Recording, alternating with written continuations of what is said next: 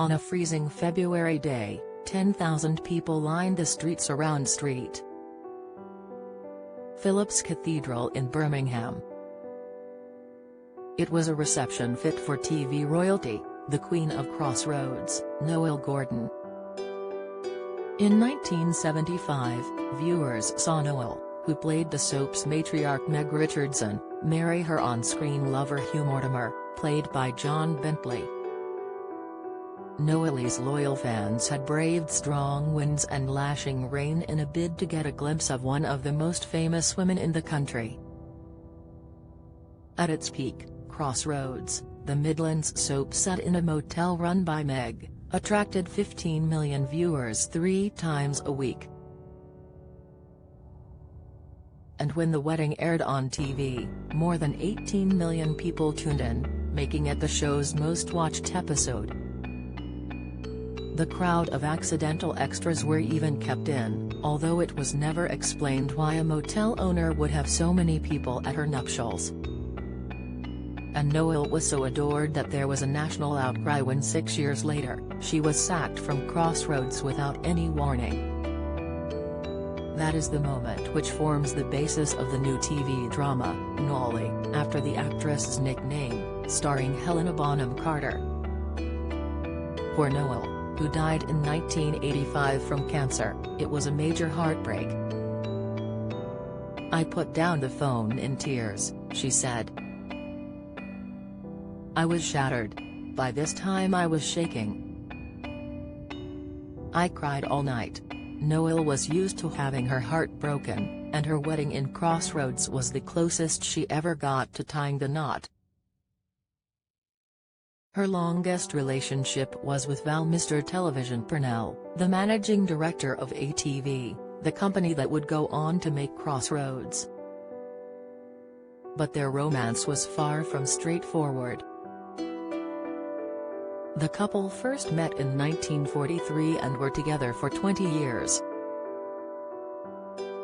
But Noele initially called Val, 30 years her senior, her secret love as he was a married man. Val suggested to his wife Helen that they have an open relationship, with Noele as the other woman, and she was a welcome visitor at the London apartment the couple shared. When the idea was initially put to Noele over lunch, she said she was utterly flabbergasted. But she added, "I was still in love with him and willing to accept any proposal he put to me, no matter how unconventional, if it meant I could once more be in his arms."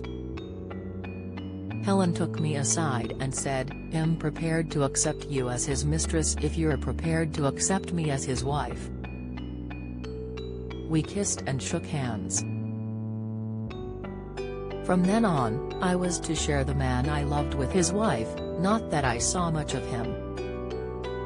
I was busy working on my TV shows in the Midlands and only came to London at weekends. Do you enjoy reading about celebrities? Sign up for all the best celeb news from the Mirror here.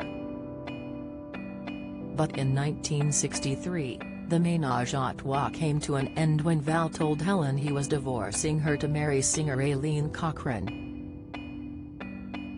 He ditched Noele too, leaving her devastated and checking herself into a care home for clinical depression.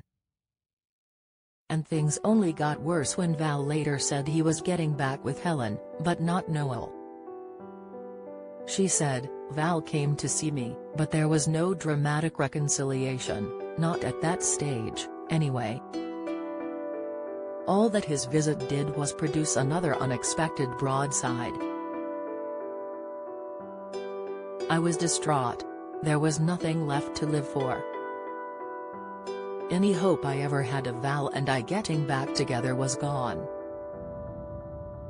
But somehow I found the strength to carry on. I learned to be a survivor." There may never have been Val, or Crossroads, in Noele's life had things worked out with her first love, Army Captain John Robertson Dunn Crichton, then 25. She met him at a party when she was an 18-year-old touring actress. John went to Noele perform in Liverpool one night, and during an air raid after the show, he got down on one knee to propose as they crouched in the darkness. Noele said yes and quit acting to move back in with her mother in London while John lived in the barracks. She recalled in her 1975 memoir, My Life at Crossroads, "Everything was happening just as I thought it would. I went to Scotland to meet his parents, he bought me a beautiful engagement ring and we were all set for a June wedding. The invitations had gone out, the honeymoon was fixed. But then, just a few days before the wedding, I had a letter breaking the whole thing off. He didn't give any real reason except that he just couldn't go through with it. I never saw him again. I cried a lot." Months later, mutual friends told me why John had made this decision. His family had put pressure on him not to marry me. They had nothing against me personally, but they didn't want him to marry an actress. I made a vow to myself that I would never marry or give up the stage unless I met a real Superman. Noele said she turned down serious engagement proposals over the years, partly because she loved Val and partly because of her past experience of being jilted. She recalled of New York stockbroker Sumner Walters, "He fell madly in love with me, or so he said, after meeting me at a cocktail party. He was a millionaire and expected me to give up my career. I wouldn't have minded, but the trouble was, he wanted to turn me into someone else. He wasn't prepared to accept me as I am." Other proposals came from a Hollywood agent called Ben, whose surname Noele claimed to have forgotten. This was despite the fact he popped the question in Times Square and called her every night, begging her to marry him. And the American composer Frédéric Loewe also proposed to Noele after she auditioned for him, saying he wanted them to marry so she would always be there to sing his songs. Noele said that like her on-screen character Meg, she always fell for the wrong type of man. But aside from Crossroads, it was Val who remained Noele's greatest love, and she had no regrets about their relationship. She said, "We were in love. I'm happy to have given him 20 years of my life, and if it was to happen all over again tomorrow, I would do the same." Noele will be on ITVX from Thursday. Do you have a story to sell?